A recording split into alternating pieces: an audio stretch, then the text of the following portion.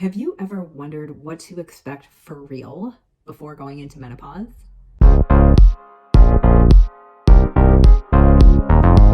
Hey, Christine Burke here. Welcome to the Midlife Mom channel. And today I am talking all about what to expect when you are expecting a menopause. And it's kind of like one of those things, if you've had kids and you get pregnant or you're about to give birth and nobody really tells you what it's going to be like. No one's really truly honest with you because they know that you're going to have some times that are going to feel like it's hard as hell.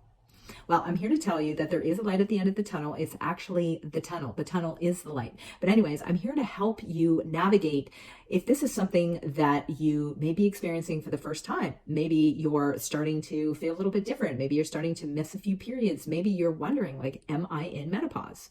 If that's the case, then there's a few things that you need to understand. So first of all, menopause is a full-blown neurochemical and physical change. It's that time in our lives, for the lives of women, where our estrogen levels start to drop, right? That's pretty obvious. And, if you grew up in the 80s and 90s like me, maybe your mom went through menopause and all anybody ever talked about was, oh, well, you get a hot flash or two and go on HRT.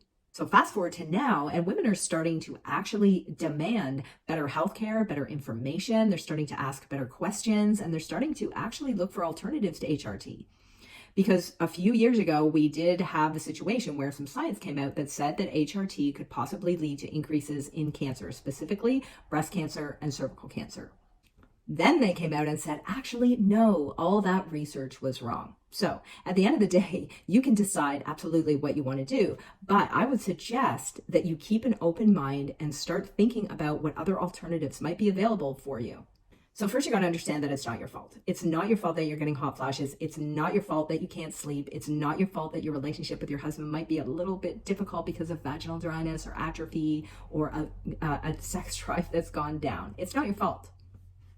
And it's not about discipline or motivation either. When your body is going through this kind of change mentally and physically, sometimes it's really hard not to feel like things are out of control. So for me personally, I drew a line in the sand about 18 months ago, and I thought, you know what?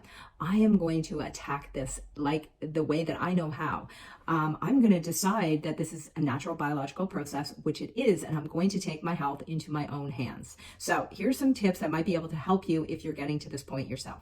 Tip number one is get lots of help, right? Talk to people, go to your doctor, but I don't recommend only talking to your doctor. Unfortunately, a lot of physicians aren't really armed with the information to be able to help you. Oftentimes, the only thing they know how to do is tell you to go on HRT. And that's kind of unfortunate, but maybe that's an option for you, maybe it's not. So my point for you here is to definitely research your options. Talk to people, talk to girlfriends.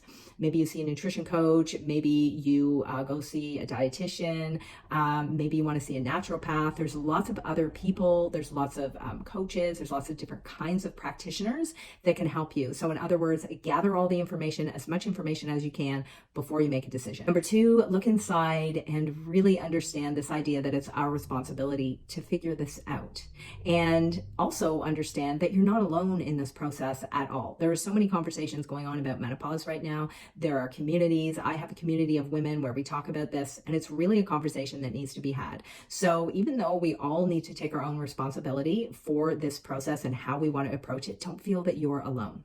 Number three, you want to get supplement savvy. And so here's the deal. Supplements always play a role in health. They always, always do. And if you're working with a nutrition coach or you hear somebody say, don't take supplements, you don't need supplements, blah, blah, blah, I would encourage you to run the other way, because food is no longer thy medicine and my medicine is no longer thy food. Food is awesome. And in menopause, you're definitely going to have to figure out how to do things differently around your food in terms of what to eat and when to eat. But at the end of the day, you need to get supplement savvy. You need to start looking into different supplements to support your body during this process. So for example, magnesium is one of them. You definitely need more magnesium right now for sure. Magnesium has benefits for sleep. It has benefits for heart health. A lot of times women in menopause, women over 50 are at risk of issues with heart health. Another supplement you might need is a probiotic.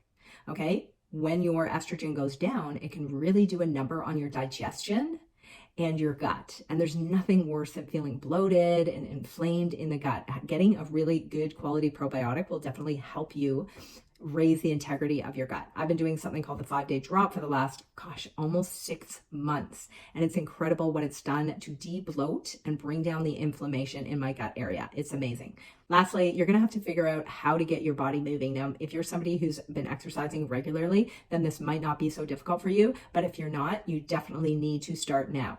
The only change up here is that you don't want to do any exercise that's too high intensity, because this can really play a number on our cortisol, which is our stress hormones, which are already higher in menopause. You definitely want to be focusing on strength training, lifting heavy things like weights, or doing some body weight type exercises at home. That is an absolute must. So you can grab my full list of all the things that I'm implementing right now. I've actually lost 23 pounds in menopausal inflammation around my middle. You can grab those in my profile, book a call with me. I would love to keep the conversation going. We'll see you next time.